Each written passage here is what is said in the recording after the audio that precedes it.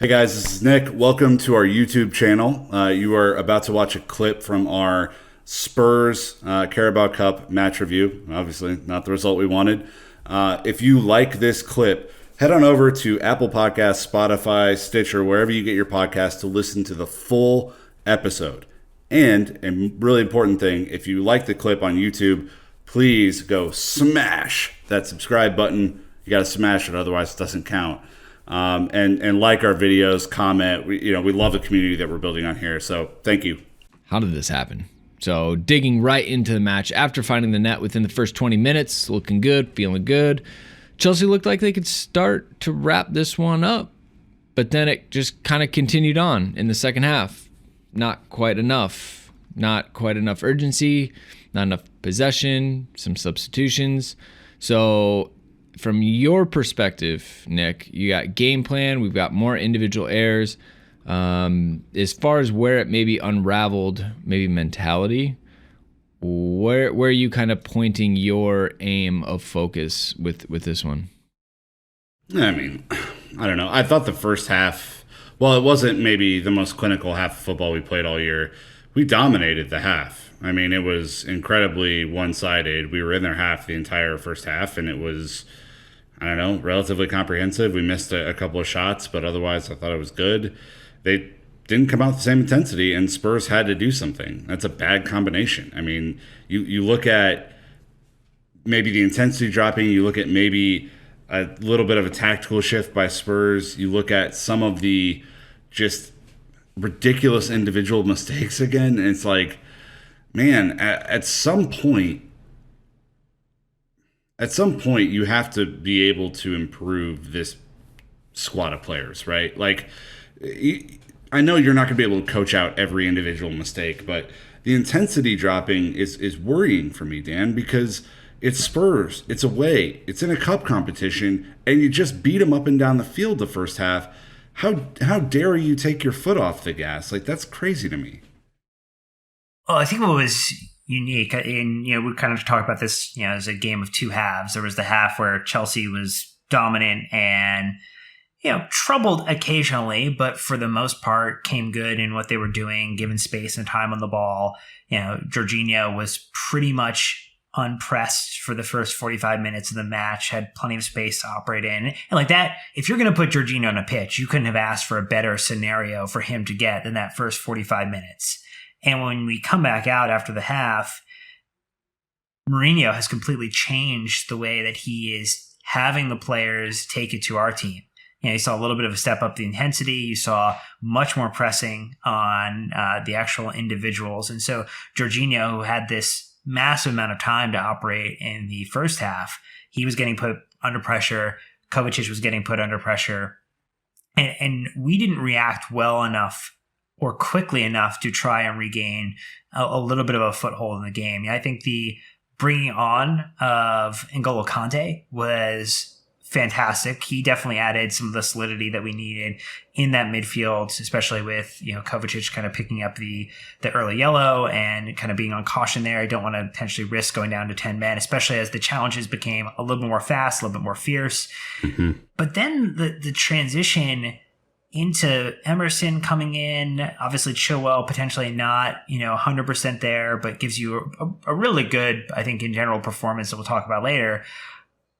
You have the option also on your bench of potentially moving Azpilicueta out to the left or bringing in Reece James, who continues to give you that ability to bomb forward, because what wasn't happening, Brandon, was Olivier Giroud was living on an island. It was definitely not Love Island, because he was feeling no love. It was Castaway. He was up there by himself screaming Wilson, and nobody was bringing anything into his area of the pitch. That's where I think you bring on someone like Reece James to push the ball up further forward, get out of your half of the pitch, and try to regain some of the ownership of the pitch that we had in that first half. I didn't love the lineup, nor did I love the formation. I felt like Mourinho was always playing mind games. He's like, oh, I might as well throw this match away. Surprise, I have not my best 11, but not the U23s by any means. So, it's good that we had a team of, senior players out there. But, if we don't like Kovacic next to Conte, we sure as hell aren't going to like Kovacic next to Jorginho. Jorginho's supposed to be the deepest player so he can see the field. He's not good turning and running into space in a two-man midfield. That to me is the biggest problem. And it comes back to stop playing a 4-2-3-1. You could have put in Barkley and played a 4-3-3 and had some competent formation. I was not happy with the way we lined up with Timo Werner, Mason Mount, Hudson-Odoi across the line with Jorginho Kovacic behind him. I felt like it didn't provide the team with enough ability to control and move the ball. And so I tend to complain again about said formation, probably more than anything. I thought we learned this lesson at the weekend.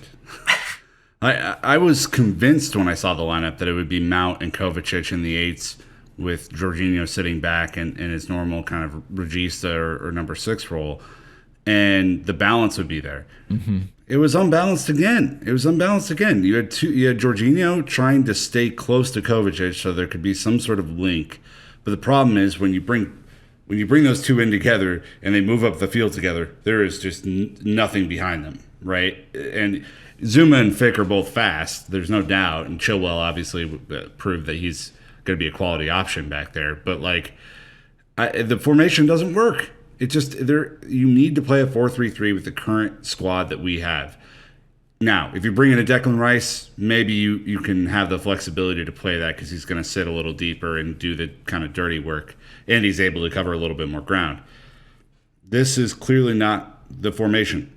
And when you look at playing a 4-2-3-1, Mount didn't have any link to Giroud. None, right? Werner and Giroud couldn't find each other to save their lives. And Cal was the one who had all the space and then no one to aim at when he got forwards. And it was just, it was so frustrating to watch because this team has a ton of attacking talent, Dan. There's firepower there. And they cannot figure it out. They can't give each other space in the box. They can't give each other lanes to run in. There were so many overplayed passes from the left-hand side towards that angled ball in the box that I was just like, what are we doing? The speed of the passing and playing the ball forward was definitely a major issue. And also mispassed places when they were trying to play it forward where, you would see Asby try to play it in tight. You would see Kovacic try to play it in tight.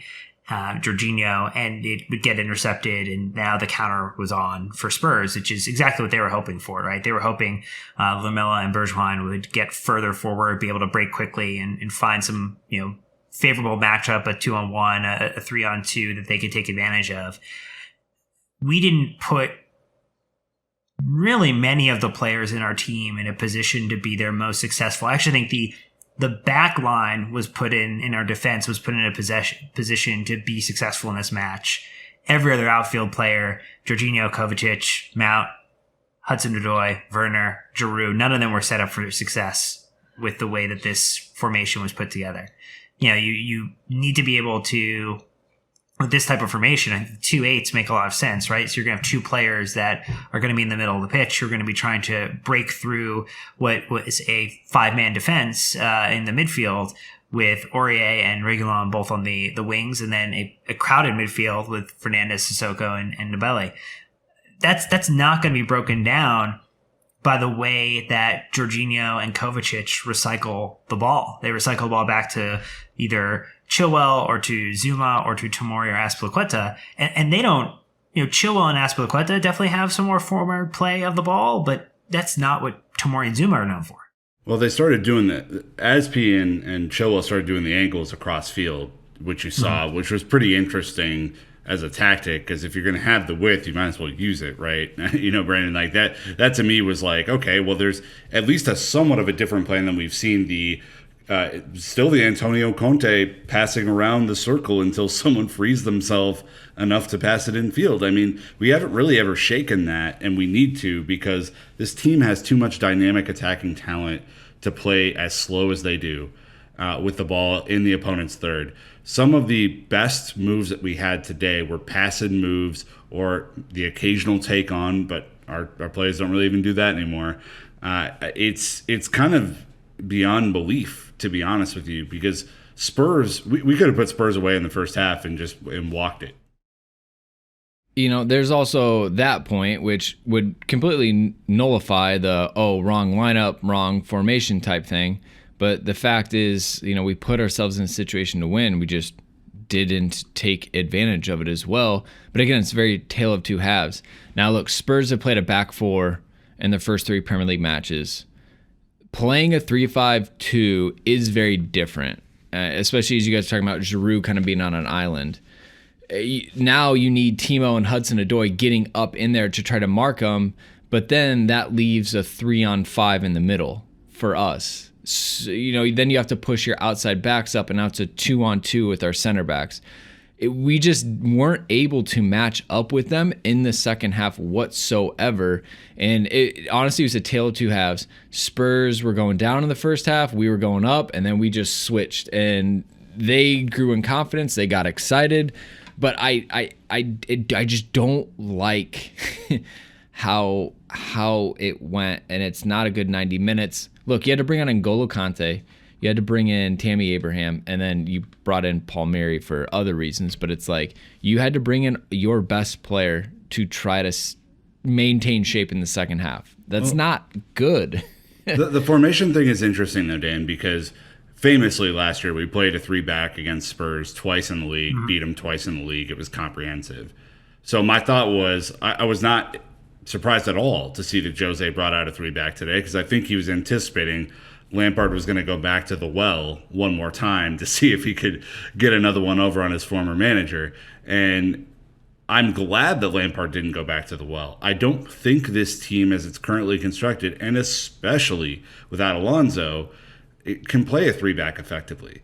It's just not meant. It's not meant to be, and it still provides you with the same 2-man, midfield pivot that you have with the 4-back. So you might as well play the extra attacker up front and try and score some goals. Like, it didn't. Jose's approach did not surprise me to this. I don't think I'm surprised at Jose's approach, and I thought that we would get more out of a 3-5-2 ourselves. I think that we would have benefited from some combination of actually taking Zuma, Tomori, Azpilicueta as a back three, pushing Chilwell up and use him more as a wing back with Reece on the other side, give yourself an opportunity to stack Mason, Barkley, and Conte there, and then let Timo and Giroud or Timo and Tammy play off one another up top. And I actually think that would allow us to match up midfield to midfield a little bit better with some attacking options, because they were going to try to, always make it a condensed pitch for us. They were going to try to kind of make those passing lanes very, very small. And you need players. Again, I get it. Barkley turns the ball over, but Barkley also passes the ball forward and will try to run it and move it into space. And that is not the game of Jorginho or Kovacic. And so, I just think we didn't select the right side. Hindsight's, 2020. And I think we then, to the point you were making, Brandon, is that we didn't convert the chances we had to allow us to go away and say, you know what, we had two on ones twice in this match, and we couldn't find the ball to put it right in the path of someone who would have been able to very easily convert a shot, very high quality, positions on the pitch to be shooting from.